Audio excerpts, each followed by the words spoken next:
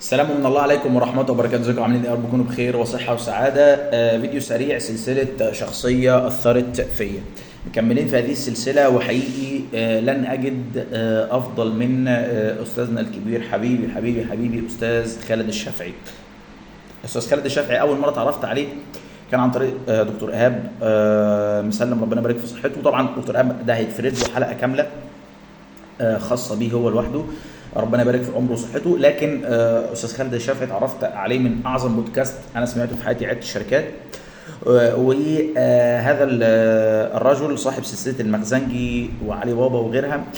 سيبك من التجاره بتاعته خالص، لان انا اتعلمت منه في التجاره بصراحه حاجات، لكن هو عليه جملتين، هم جملتين فيهم يعني سلوجان كده للحياه، شعار الحياه. حاجتين، الحاجه الاولانيه الجمله الشهيره، انا اول مره اسمع منه، ممكن هو مش صاحبها معرفش، بس سمعتها منه هو، وهي بص في ورقتك. يعني ايه بص في ورقتك باختصار؟ يعني يا حبيبي انت، انا مثلا راجل عندي دلوقتي 25 سنه، في دلوقتي حد تاني جنبي عنده 25 سنه، معاه عربيه، متزوج، مخلف ممكن، وشغال في شركه وبيقبض بالدولار وايزي، تمام، وانا لسه مثلا ما عملتش الكلام ده كله. فتبص له، لا، يعلمك ايه؟ اوكي، بص في ورقتك. دي جايه اصلا من مبدا رباني اللي هو ايه؟ ولا تمدن عيناك الى ما متعنا به ازواجا منهم زهرة الحياه الدنيا. ومبدا النبي صلى الله عليه وسلم صلى الله عليه واله وسلم في معنى الحديث، انا مش متذكره بالنص، اللي انت ما تبصش لاعلى منك في الدنيا، بص لاعلى منك في علوم الدين، وبص للاقل منك في الدنيا. فجمله عظيمه، بص في ورقتك. فبقيت بقى اول ما نفسي دايما تحدثني يقول لي بص دوت معاه وانت في نفس السن ما حققتش، بص في ورقتك، مالكش دعوه. على راي صديقي دكتور ابراهيم، قال لك احنا كالريشه في رياح القدر. يعني انت كالريشه مسيره في رياح القدر، فالريشه ملهاش سلطه على الريح، توديها يمين توديها شمال، ملهاش سلطه. نحن كذلك برضو كالريشه في رياح القدر.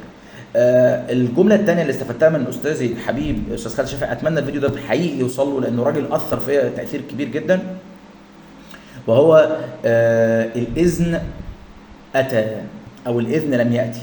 وبقى بيحطها دلوقتي في شعارات البوستات، اللي هو الايه؟ الاذن من عندك يا رب. تيجي بقى واحد يقول لك ايه؟ انا والله البيزنس ومش عارف ايه وبتاع، او اي حاجه في الحياه، ممكن انت تعمل نفس السيكونس، تعمل نفس الخطوات هي بالظبط. الراجل قال لك انا درست في الحته الفلانيه، انت تدرس فيها، وفي الاخر قال لك انا عملت مثلا استثمرت فلوس استثمرتها في نفس المجال، هو ينجح وانت تفشل.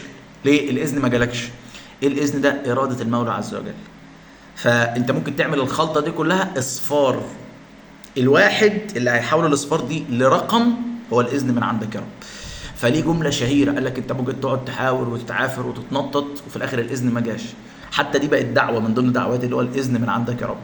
فحقيقي جملتين، بص في ورقتك، الاذن اتى او الاذن لم ياتي، جملتين في الصميم. لو هذا الرجل ترك ليا وللعامه الكلمتين دول بس، والله يكفي. انصح اي حد كائن من كان يتابع هذا الرجل. هسيب لك اللينكات لو اتفرج على الفيسبوك هتلاقي عامل له منشن، سواء البيج الشخصيه بتاعته، او هو عامل بيج تاني اسمها دردشه مع خالد. وهسيب لك ان شاء الله اليوتيوب شانل برضو، لو انت هتتفرج على اليوتيوب، مش عارف عنده يوتيوب شانل ولا لا، بس انا هحاول ادور عليها. وفي النهايه اصدقائي، خليك واثق ان كل اللي اسمهم خالد عظماء. سنة ان شاء الله في حلقه جديده. سلام.